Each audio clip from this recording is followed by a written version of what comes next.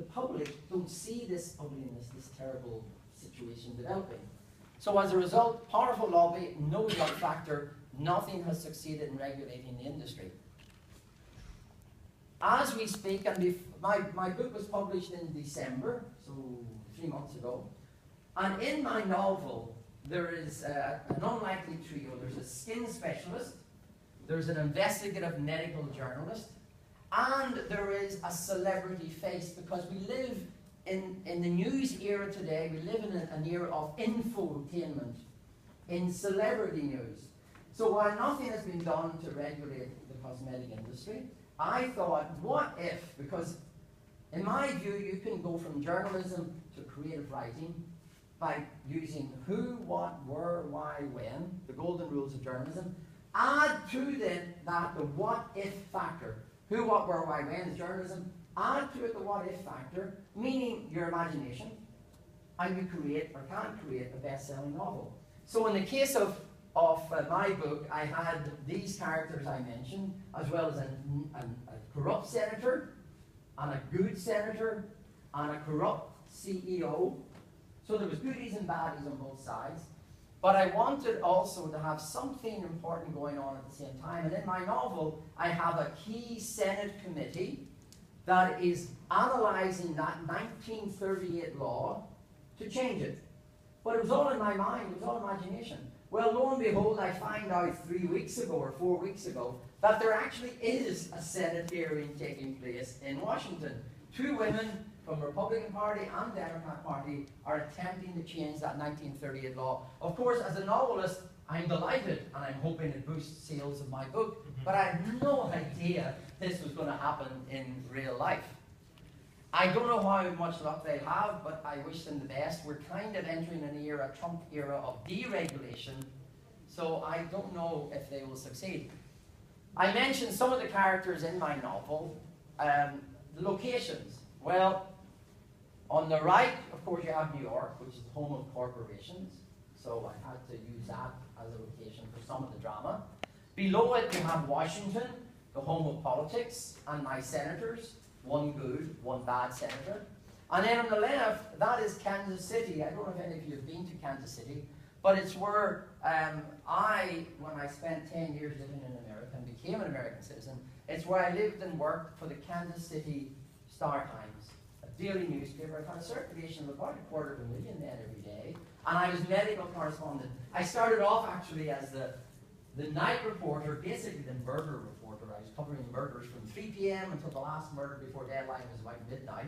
And it was the very same job as a fellow before me had, who's not as well known as I would say with all modesty, Ernest Hemingway. He worked on the Kansas City paper, covering the murder beat. He did it for 6 months before he went off to the Spanish Civil War. I did it for about a year, and then became medical correspondent. So you have Kansas City, you have New York, and you have Washington.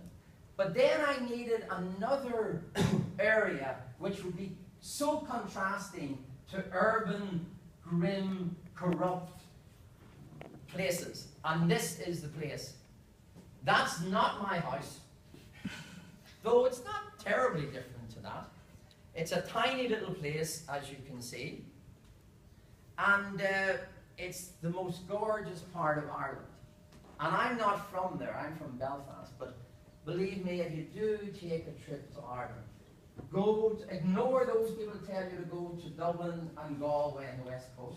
Go up to the far northwest coast where you have islands, hills, lakes, mountains.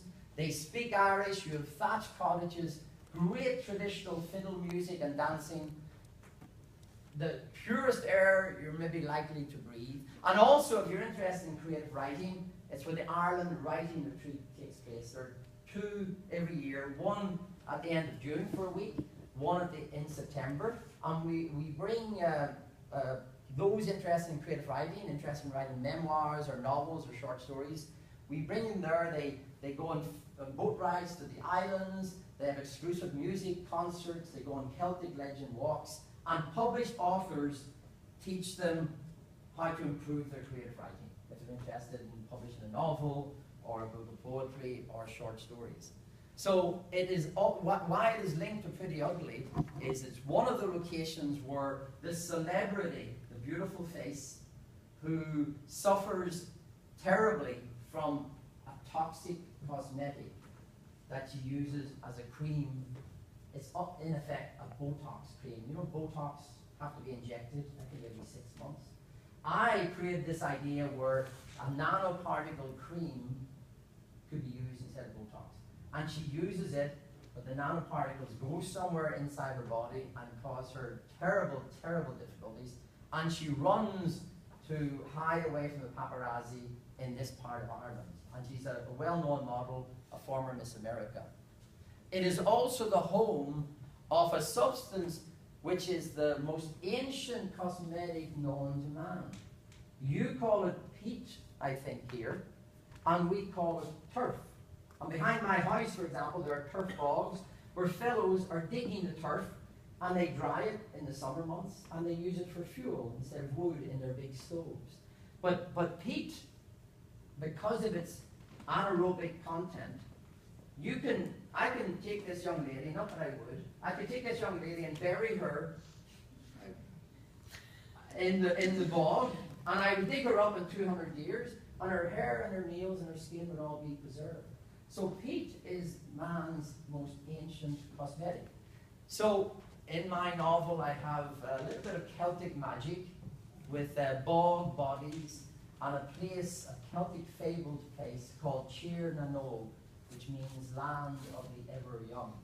So I kind of combine high-level media and how a particular newspaper covers this investigative story on cosmetics. High-level politics, a senator who's paid by the cosmetic company for him to stay in power, so helps the cosmetic company. A good senator who has the health care of all of you, sincerely he wishes to support, and a number of other characters, and they end up in a particularly strange situation in Ireland. So it links America with Ireland. And I leave you with this, this quote from a fellow you've heard of. I have it also on my t-shirt. At the Ireland Writing Retreat,